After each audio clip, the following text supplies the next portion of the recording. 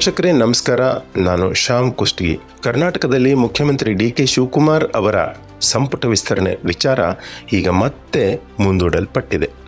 ಗುರುವಾರದಿಂದ ಕಳೆದೆರಡು ದಿನಗಳಲ್ಲಿ ದೆಹಲಿಯ ಎಐಸಿಸಿ ಅಂಗಳದಲ್ಲಿ ಮುಖ್ಯಮಂತ್ರಿ ಡಿ.ಕೆ. ಶಿವಕುಮಾರ್, ಕೆಪಿಸಿಸಿ ಅಧ್ಯಕ್ಷ ಹರಿಪ್ರಸಾದ್ ಮತ್ತು ಮಾಜಿ ಮುಖ್ಯಮಂತ್ರಿ ಸಿದ್ದರಾಮಯ್ಯ ಖುದ್ದು ಹಾಜರಾಗಿದ್ದರು. ತಮ್ಮ ಗುಂಪಿನವರಿಗೆ ಕ್ಯಾಬಿನೆಟ್ ಬರ್ತ್ ಕೊಡಿಸಲು ಇವರು ಬಿಡದ ಪ್ರಯತ್ನ ಮಾಡಿದರು. ಇದಕ್ಕಾಗಿ ಪಕ್ಷದ ಅಧ್ಯಕ್ಷ ಮಲ್ಲಿಕಾರ್ಜುನ ಖರ್ಗೆ, ಕರ್ನಾಟಕ ಉಸ್ತುವಾರಿ ಸುರ್ಜೇವಾಲ್ ಮತ್ತು ಪಕ್ಷದ ಮುಖಂಡ ವೇಣುಗೋಪಾಲ್ ಜೊತೆಗೆ ಈ ತ್ರಿಮೂರ್ತಿಗಳು ಕೂಡ ಹಲವು ಸುತ್ತಿನ ಸಭೆಗಳು ನಡೆಸಿದರೂ ಪಟ್ಟಿ ಮಾತ್ರ ಫೈನಲ್ ಆಗಲಿಲ್ಲ. ಪಕ್ಷದ ನೇತಾರ ರಾಹುಲ್ ಗಾಂಧಿ ಅವರು ಸಚಿವರಾಗಲು ಬಯಸಿದವರ ಪಟ್ಟಿ ನೋಡಿ ಅತೃಪ್ತಿ ವ್ಯಕ್ತಪಡಿಸಿದ್ದಾರೆ. ಆದರೆ ಇದೇ ವೇಳೆ ರಾಜ್ಯದ ಜನರಲ್ಲಿ ಒಂದು ಪ್ರಮುಖ ಪ್ರಶ್ನೆ ಮೂಡ್ತಾ ಇದೆ.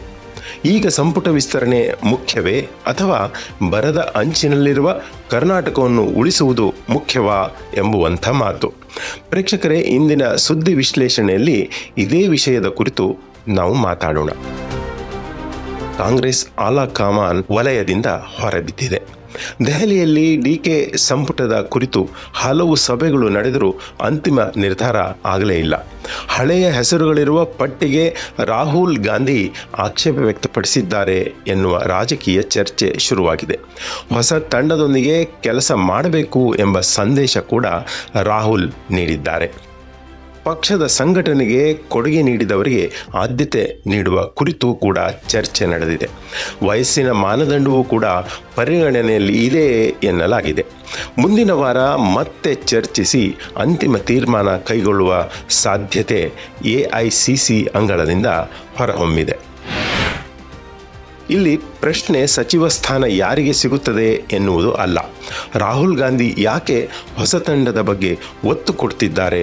ಮಾಧ್ಯಮಗಳ ದೃಷ್ಟಿಯಲ್ಲಿ ಇದಕ್ಕೆ 3 ಪ್ರಮುಖ ಕಾರಣಗಳು ಕಾಣಿಸ್ತಾ ಇದ್ದಾವೆ. ಮೊದಲನೆಯದು ಸರ್ಕಾರದ ಕಾರ್ಯಕ್ಷಮತೆಯನ್ನು ಹೆಚ್ಚಿಸುವ ಪ್ರಯತ್ನ. ಎರಡನೆಯದು ಮುಂದಿನ ಚುನಾವಣೆಗಳ ದೃಷ್ಟಿಯಿಂದ ಹೊಸ ಮುಖಗಳಿಗೆ ಅವಕಾಶ ಕೊಡುವಂಥದ್ದು.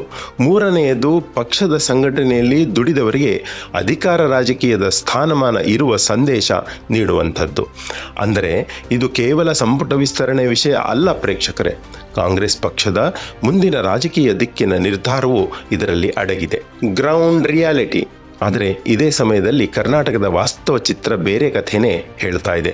ನಿರೀಕ್ಷೆಯಂತೆ ಮುಂಗಾರು ಮಳೆ ಆಗಿಲ್ಲ. ರೈತರು ಬಿತ್ತನೆ ಮಾಡಲಾಗದೆ ಆತಂಕದಲ್ಲಿದ್ದಾರೆ. ಜಲಾಶಯಗಳು ನಿರೀಕ್ಷಿತ ಮಟ್ಟದಲ್ಲಿ ತುಂಬಿಲ್ಲ. ಹಲವೆಡೆ ಬರದ ಭೀತಿ ಎದುರಾಗ್ತಾ ಇದೆ. ಇಂತಹ ಸಂದರ್ಭದಲ್ಲಿ ಜನರ ನಿರೀಕ್ಷೆ ಏನಾಗಿರ್ತದೆ? ಸಂಪುಟ ವಿಸ್ತರಣೆಯಂತೂ ಅಲ್ಲ, ತಕ್ಷಣದ ಆಡಳಿತಾತ್ಮಕ ನಿರ್ಧಾರಗಳನ್ನು ರಾಜ್ಯದ ಜನರು ನೋಡ್ತಾ ಇದ್ದಾರೆ.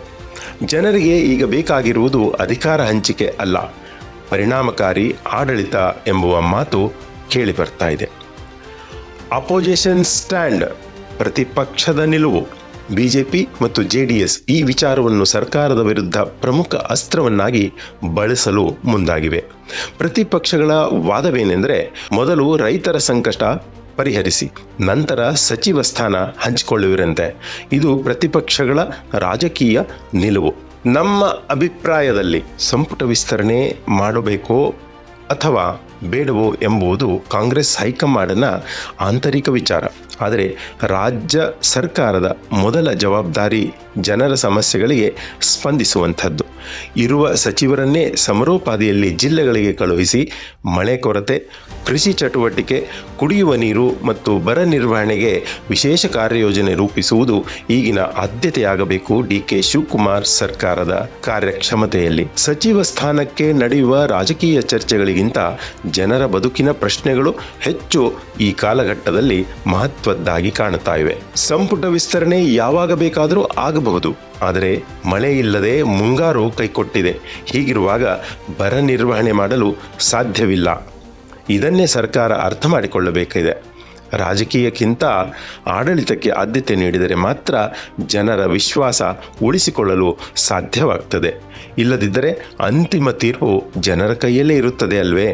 ನಿರ್ಧಾರ ಕಾಂಗ್ರೆಸ್ ಪಕ್ಷ ಮತ್ತು ಕಾಂಗ್ರೆಸ್ ಸರ್ಕಾರದ ನಿಲುಕಿಗೆ ಬಿಟ್ಟ ವಿಚಾರ ಅಲ್ವೇ? ನಮಸ್ಕಾರ. ವಿಶ್ವ ಪ್ಲಸ್, ಜನಹಿತಕ್ಕಿದು ಜ್ಞಾನದ ಜಾಲ.